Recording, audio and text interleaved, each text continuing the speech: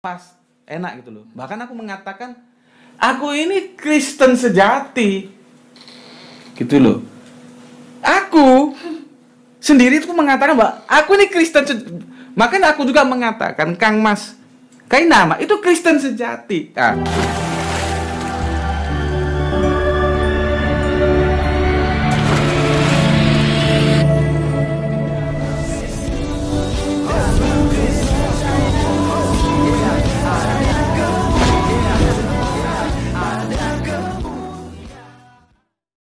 Salam Alechem Bisem Yeshua HaMashiach. Salam damai sejahtera dalam nama Tuhan Yesus Kristus untuk kita semua.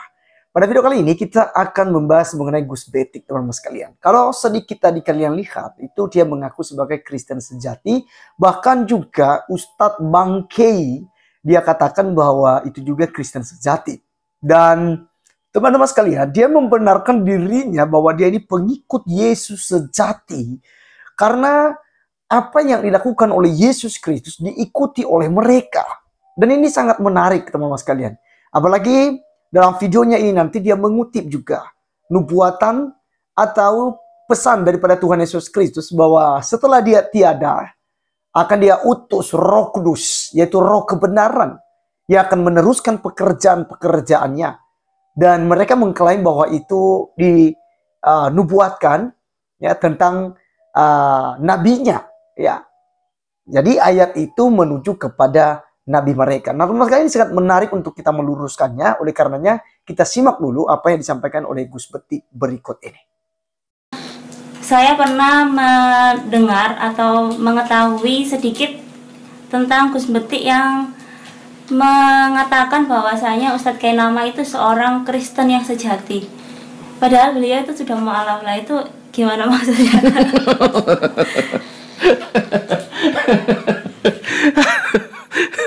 Memang gini ya, kadang-kadang aku juga terlalu dalam katakanlah terlalu apa ya, terlalu bla-blaan bicara, terlalu lepas, terlalu ya itulah ciri-ciri orang-orang yang seperti aku itu tidak mau terkekang dengan sebuah aturan-aturan tertentu, dimensi-dimensi tertentu, berbicara lepas biasa-biasa saja. Pas. Enak gitu loh. Bahkan aku mengatakan aku ini Kristen sejati, gitu loh.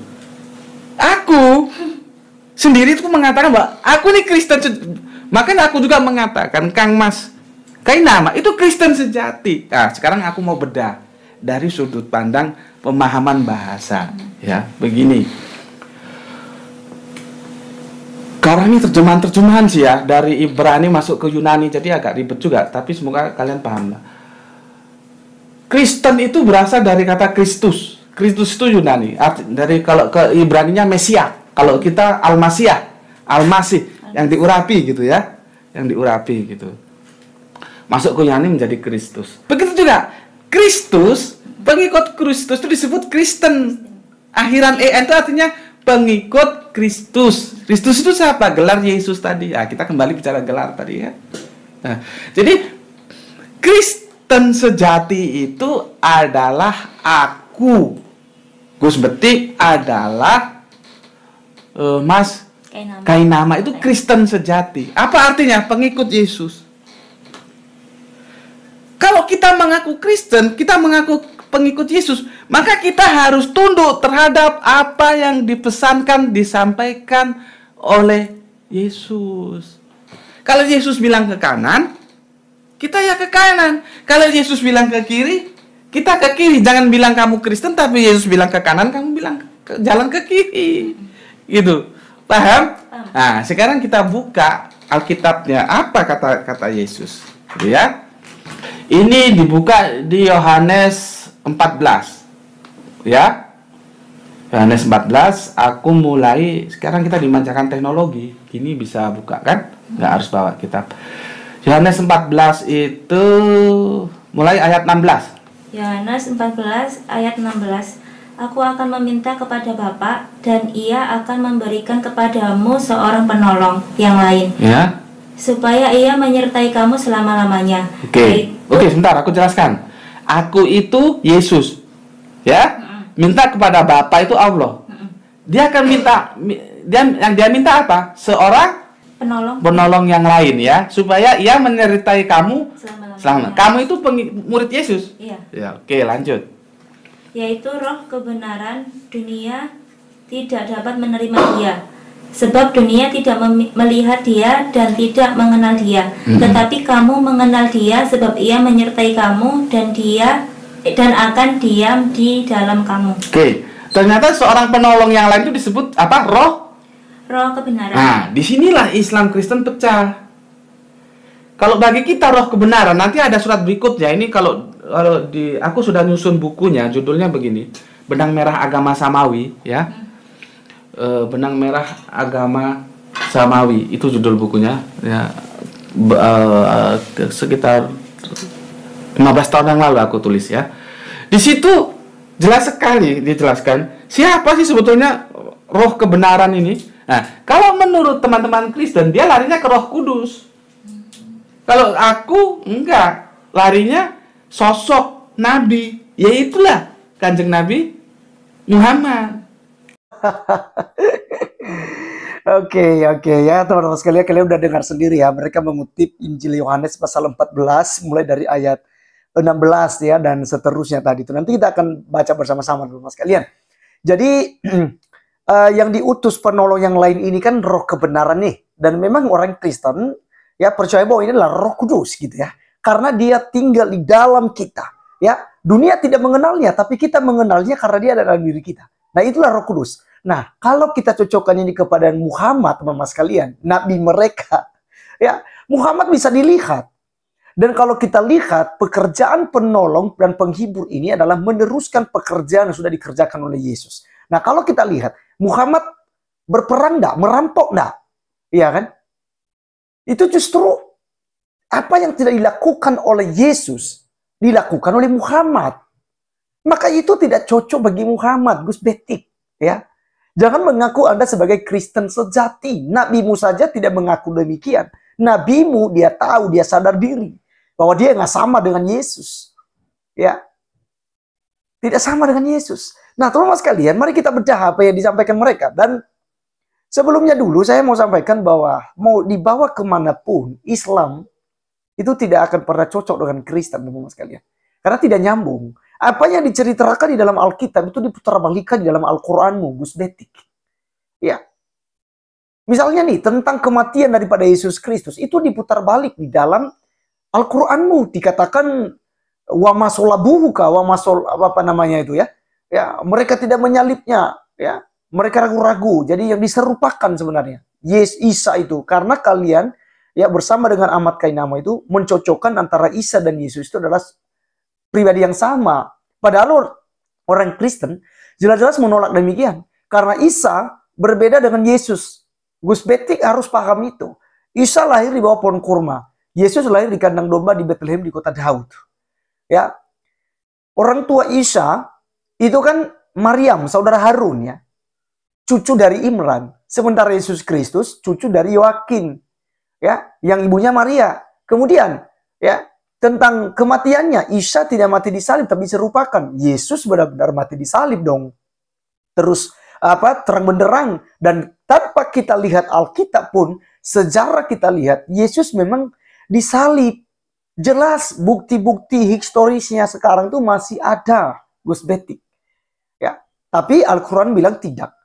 Nah, kemudian tentang kepribadian mereka. Ya, pribadi Isa adalah nabi biasa, nabi kalian, dan orang Kristen tidak mengenal dia.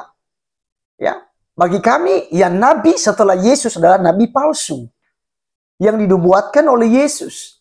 Bahwa di hari-hari terakhir akan muncul nabi palsu. Ya, di hari terakhir akan muncul guru-guru palsu yang akan menyesatkan. Ya, yaitu kami sebut sebagai antikris. Dan kalau teman-teman melihat makna daripada antikris, sebenarnya hal itu juga ditunjukkan kepada Islam.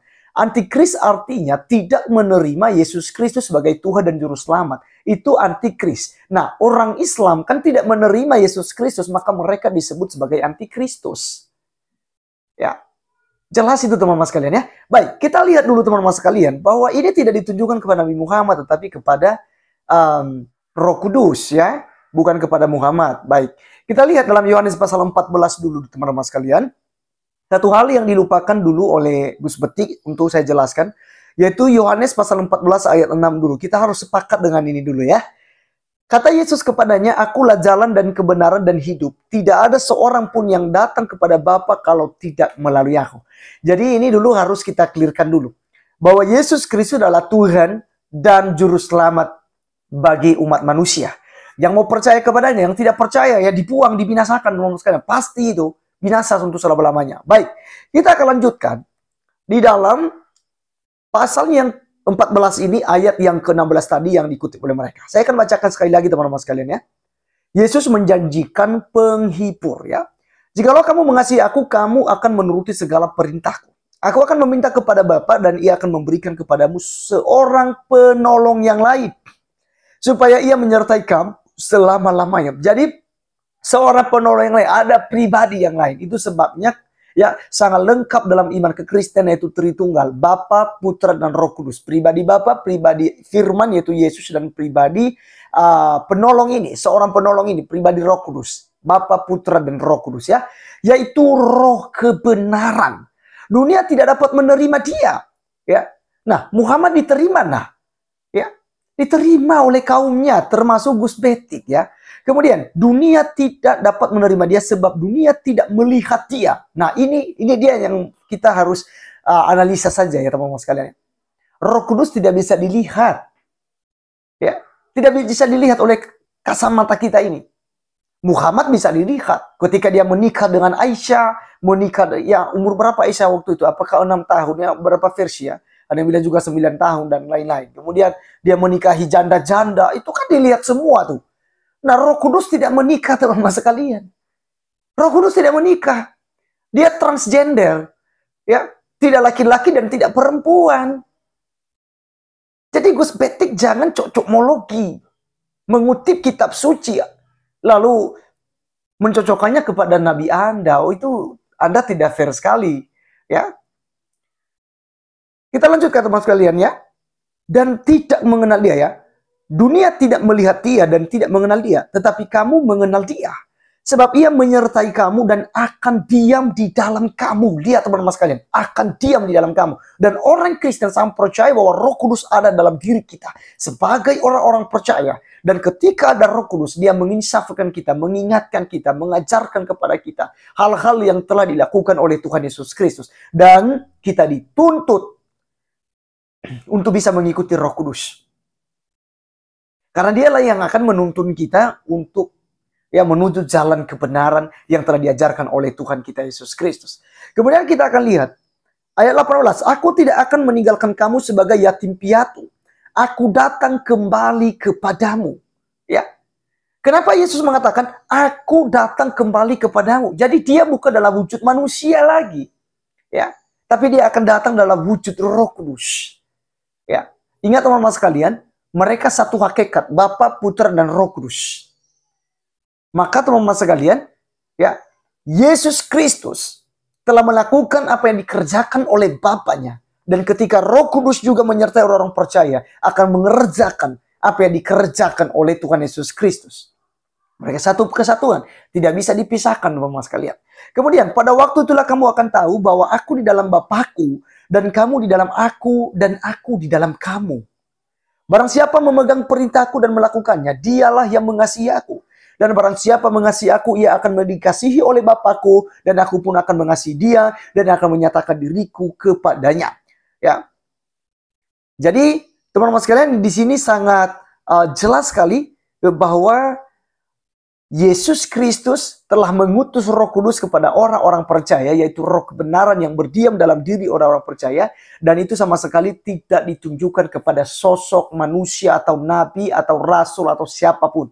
Ya, ingat sekali lagi, ya, pengkanonan kerasulan atau kenabian itu sudah ditutup ketika Yesus Kristus datang sebagai manusia sejati dan menjadi kurban yang sejati, mati di atas kayu salib.